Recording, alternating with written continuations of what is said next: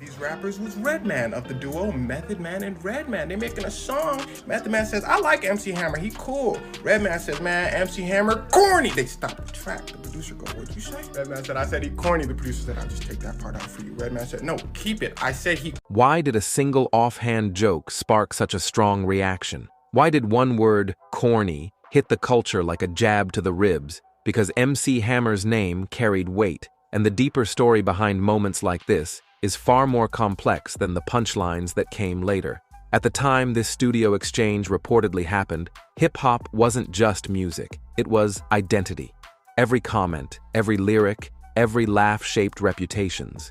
And Hammer, despite his global fame, stood at the uncomfortable intersection of respect and ridicule. He was a superstar embraced by millions, yet inside the culture, some voices allegedly questioned whether success had made him an outsider.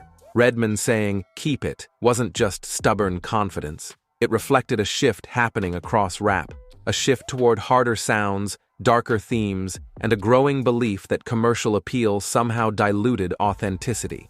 According to public commentary from the era, artists feared being labeled soft more than anything else, and Hammer became the lightning rod for that fear. But the irony? Behind the jokes and the criticism, there was a truth that only a few people close to Hammer understood. The man many called corny came from one of the toughest environments in the Bay Area, and that contradiction is one of the reasons his legacy became so misunderstood. And this moment, this tiny studio exchange, was only a surface crack in a much deeper cultural conversation. Because to understand why Hammer became both celebrated and mocked, you have to understand what he survived, what he built, and what he eventually lost. So the question now is, how did hip-hop's biggest breakout star become its easiest target? And what really pushed the narrative that followed him for decades? Love is unconditional, you know what I'm saying? It's like, when you love somebody, you gotta love them through the storms, you gotta love them on the good days, the bad days. Love is unconditional. Love, bam. And the second question is, what do you love more than money? Jesus Christ, life, eternal life. I love eternal life more than money. I love family more than money. Why do so many only remember the flashy pants and catchphrases? Why does a cultural icon get reduced to memes and nostalgia? The truth is, MC Hammer's impact was bigger than any gimmick. Fans speculate that the humor surrounding his image came from the way mainstream media framed him, as an entertainer rather than a revolutionary artist.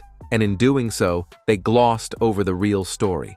A young man from East Oakland who literally changed the business of hip-hop forever.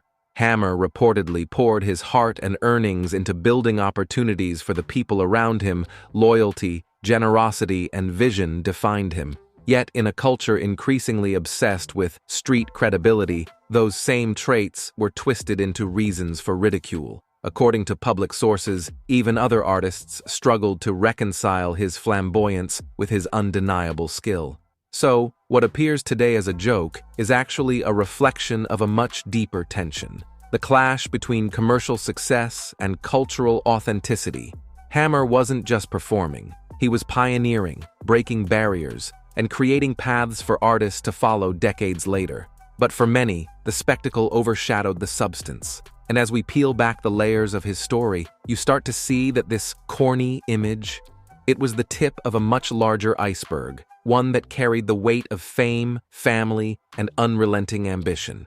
The question becomes, how does someone so generous survive when the very culture that lifts you up begins to doubt you?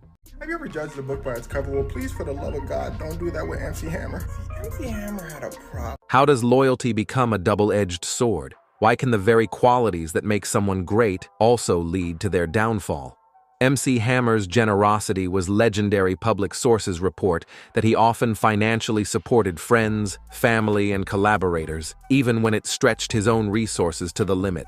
Unlike many celebrities who guard their wealth, Hammer allegedly believed that success wasn't truly meaningful unless it lifted others with him, and that same sense of responsibility, that unwavering loyalty, became one of the pressures that weighed him down. Imagine carrying not just your dreams, but the hopes of everyone around you. Every investment in people, every home bought, every paycheck given, added up. And as the music industry evolved, that heart, once his greatest asset, was being tested in ways he never anticipated. Yet, even in these moments of stress, Hammer reportedly maintained his faith and perspective. He often spoke about valuing life, family, and eternal purpose over money, emphasizing that material wealth could never replace love and integrity. This philosophy shaped every decision he made, from his creative pursuits to the way he navigated fame. And here's the tension. The very world that celebrated his music and charisma also began to challenge his methods, mocking his flamboyance while ignoring the sacrifices behind it. So the stage was set. A man of heart was about to face the harshest trials of his life, trials that no hit song or sold-out tour could prepare him for what happens when loyalty collides with ambition and generosity clashes with greed. If you forget who you are, that's all right. But if you forget who you are, that's a damn shame. So what drove MC Hammer beyond fame and fortune? What kept him grounded while the world around him seemed obsessed with wealth and status? Hammer's philosophy reportedly prioritized life over money, love over luxury, and faith over fleeting success. He often reflected publicly about the value of eternal life and family, noting that wealth alone could never fulfill the deeper purpose he sought.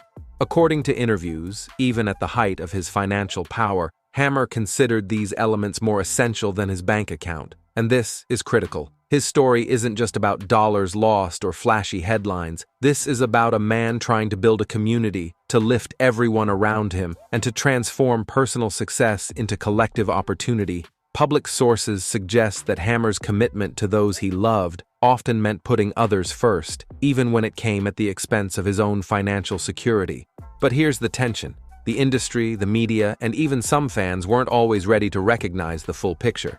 What they saw was someone dancing in baggy pants or topping the charts, not a man working tirelessly to make sure his success benefited everyone he cared about. And that's where the seeds of his greatest struggles were planted. A collision between his principles and a culture that often values image over integrity. So, how did the man who valued life, faith, and family above all else survive when the pressures of fame, fortune, and loyalty began to mount? From that moment, Hammer's life became a study in contrasts. The stage lights, the music videos, the global tours, they painted a picture of effortless success. But behind the gloss, the machinery required to maintain that world was growing heavier by the day. Public sources indicate that the empire Hammer built was vast and unprecedented for a hip-hop artist. At the time, hundreds of employees, sprawling properties, and ambitious projects meant that his responsibilities extended far beyond the music. Each decision he made, each paycheck he issued, carried weight, sometimes literal, sometimes symbolic. His loyalty to the people around him became a force both sustaining and straining him. Hammer reportedly envisioned success as something communal, a shared ascent rather than solitary triumph. Friends, family, dancers, and assistants all benefited from his generosity. He bought homes, gave cars, and ensured that no one close to him would lack. According to public commentary from former associates, many of these gestures were made without hesitation, reflecting a deep sense of responsibility forged during his childhood in East Oakland. He understood scarcity, and he refused to let those around him endure it if he could intervene. Yet, generosity came at a cost. As the culture shifted toward harder, street-focused hip-hop in the early 90s, Hammer's brightness, his positive energy, his choreography, his mainstream appeal increasingly clashed with prevailing narratives. According to fan speculation and archival reactions, some artists began to view his commercial success as a threat or even as evidence of inauthenticity. Headlines began to frame him less as a pioneer and more as a punchline. Late-night hosts, magazine articles, and peer commentary created a chorus of scrutiny. But beneath the surface, the financial realities of his empire were intensifying. The Fremont Mansion, a 40,000-square-foot palace complete with gold accents, a pool shaped like his signature pants, and multiple luxury amenities, was reportedly consuming hundreds of thousands of dollars each month just to maintain. Staff numbers ballooned, and despite his growing wealth, costs began to outpace income. Public sources report that the combination of a massive entourage, extravagant personal spending, and ambitious ventures created an unsustainable ecosystem. It wasn't greed that led to instability, it was the weight of wanting to elevate everyone around him. Meanwhile, hip-hop itself was evolving. The music that had made Hammer a household name, danceable, positive, and widely appealing, was now competing with grittier, street-oriented sounds. Public reaction to Hammer's continued prominence reportedly grew mixed. Some admired his choreography and showmanship, while others questioned whether his style fit the emerging cultural narrative. Allegedly, the tension between commercial visibility and cultural credibility created pressure points that Hammer could not fully control. As albums continued to sell, the margins on tours and productions reportedly began to shrink. The very people Hammer had lifted often required ongoing support, and his ventures outside music, including merchandising, endorsements, and media projects, demanded immense managerial oversight. According to public sources, Hammer's empire became a delicate balancing act. One misstep could ripple across every layer of his network. By the mid-1990s, cracks were visible. Tours reportedly lost money despite sold-out venues, music sales slowed, and tax obligations, creditors, and lawsuits began to mount. Public reactions were merciless. Late-night comedians, industry insiders, and mainstream press collectively framed Hammer as the cautionary tale of excess.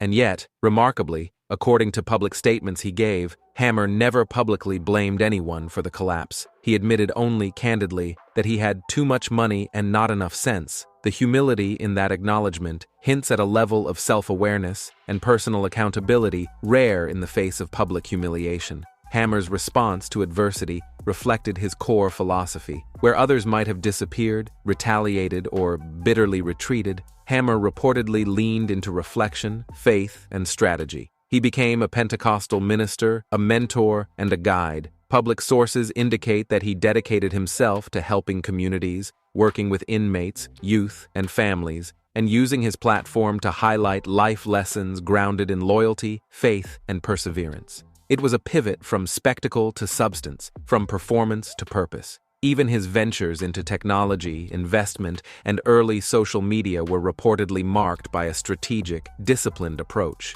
He worked with CEOs, co-founded platforms, and advised startups, moves that positioned him as an early innovator outside of music. Public sources note that Hammer's post-music career was built on the same principles that had defined his artistry: vision, perseverance, and a commitment to creating opportunities for others. And the ultimate lesson in Hammer's journey emerges not from the failure itself, but from the resilience that followed. While money is fleeting, reputation fragile, and loyalty sometimes dangerous, Hammer's story illustrates that a life led with integrity, generosity, and unwavering heart can withstand both collapse and ridicule. According to commentators and fans, today's perception of Hammer is finally aligning with the truth, not as a joke, but as a trailblazer who paved the way for artists to merge creativity, commerce, and community impact. From East Oakland to global superstardom, from bankruptcy to spiritual and entrepreneurial rebirth, MC Hammer's life reads as a blueprint of ambition, loyalty, and recovery. And while the media once reduced him to a caricature, the deeper narrative reveals a man who consistently invested in others, endured public scrutiny, and found a path back to stability and purpose. The story, ultimately, is not about parachute pants or viral jokes. It's about how a single individual's commitment to his community, his craft, and his principles can both elevate and challenge him in ways the world might never fully understand. Hammer's journey shows us the fragility of fame, the complexity of generosity, and the enduring strength of resilience. And don't go anywhere. Click the next video you see on your screen for even more juicy celebrity chaos, betrayals, and stories Hollywood doesn't want you to know. See you in the next one.